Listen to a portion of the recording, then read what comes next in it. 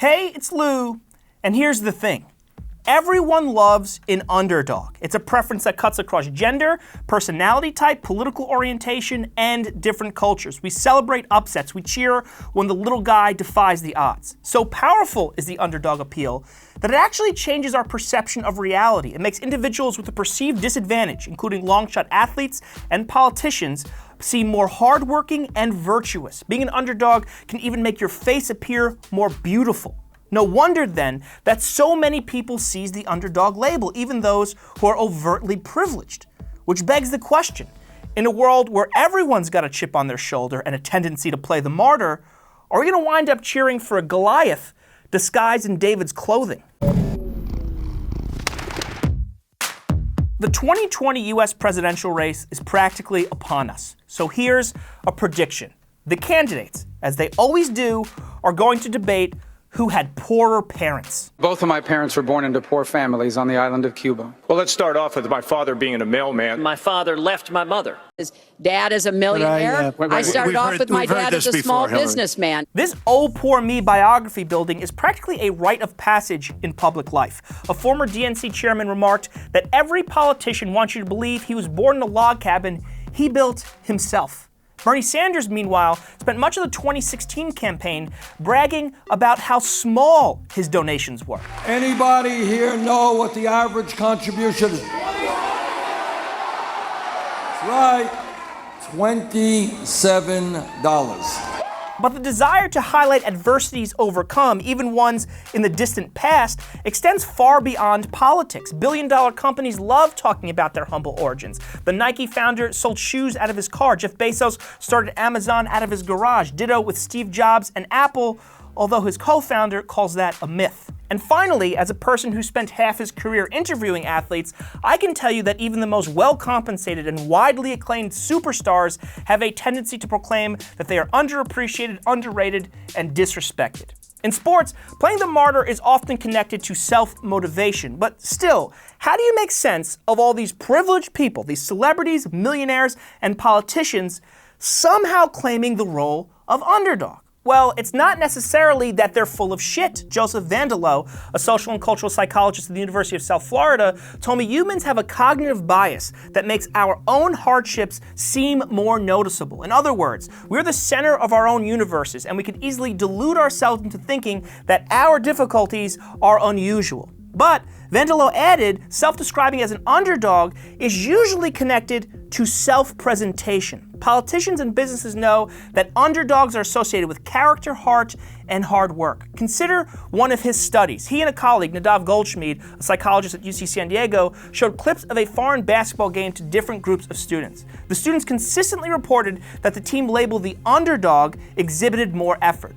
But the thing is, the underdog label was switched from one group to the next. The teams and their performances stayed the same. It was the same video, but just changing who was called the underdog changed the perception of which team was working harder. This plays into the idea that underdogs are thought to be unfairly disadvantaged. Consider two more studies. In the first, two hypothetical teams competed. There was no information about the teams, except that one was highly favored to win.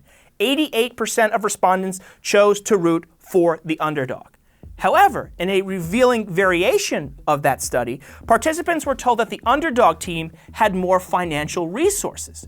This time around, 2/3 of participants decided to root for the favorite. This reversal suggests that a major component of the underdog appeal is inequity. That is, people resent teams and individuals that have advantages. In this way, Vandello explained, rooting for the underdog has a clear moral dimension. When we're cheering on the long shot, we're really cheering on fairness. We want the team with the privilege to come back down to earth. Goldschmied added that since so many of us think the world is unfair, the underdog story really resonates with us. If that team overcomes their obstacles, then so can I. In the US, this type of inspirational narrative is connected to our founding story. A group of ragtag colonists shocked the world by defeating the mighty British Army. So affection for the long shot is practically baked into our cultural DNA. Ditto with other nations that fought for independence or religions that faced oppression, i.e.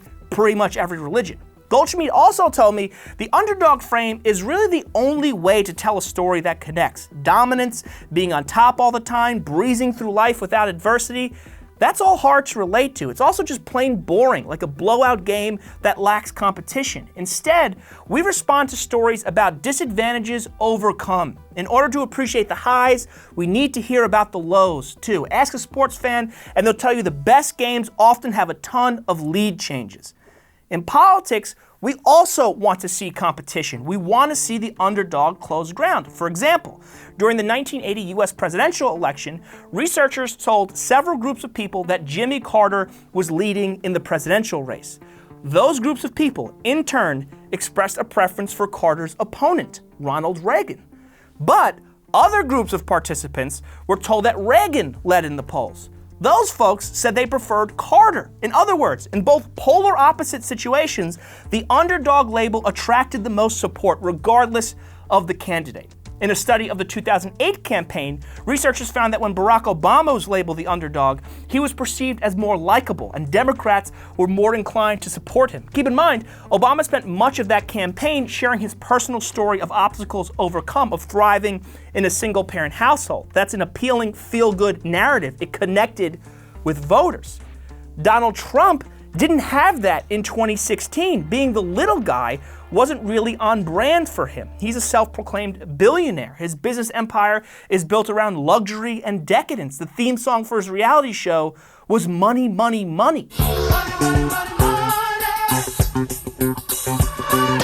But when Kellyanne Conway joined the campaign, she told Trump that he had to walk away from that successful image and embrace the underdog role. And it worked because his supporters believed that the media and the Washington establishment looked down on Trump and sought any excuse to tarnish his campaign. To quote a Goldschmied and Vandello paper from 2009, voters may rally behind a candidate labeled an underdog because they believe the candidate has not been given a fair shot by the press or the public.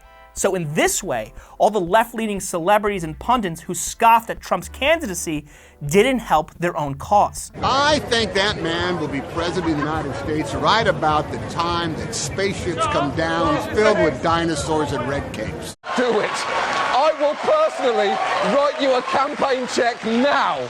These smug dismissals gave Trump something to point to. See, I'm the long shot. They're stacking the deck against me because I'm an outsider, because I refuse to be politically correct or play their rigged game. Therefore, a vote for me is a vote for fairness. This appeal played particularly well among Trump's core constituency, who felt they had been marginalized by societal forces like political correctness and economic trends like globalization. They were tired of being called racist, chauvinistic, and xenophobic. Basically, Trump supporters connected to the condescension aimed at him.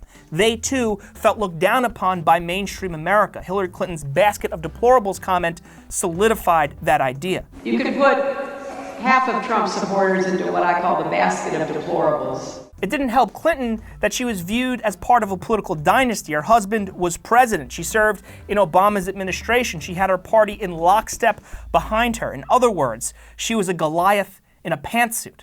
Look, I'm not saying that Trump is the American president solely based on the underdog effect, nor am I saying that all his grievances were manufactured. But I think we ought to be suspicious of politicians with a sob story to tell, who relish being counted out, including the Democratic darlings who've recently positioned themselves as underdogs, like Beto O'Rourke and my district's Congresswoman, Alexandra Ocasio-Cortez. In sports and film, we root for the little guys, but there's no real consequence. Maybe we're inspired and entertained, and that's great.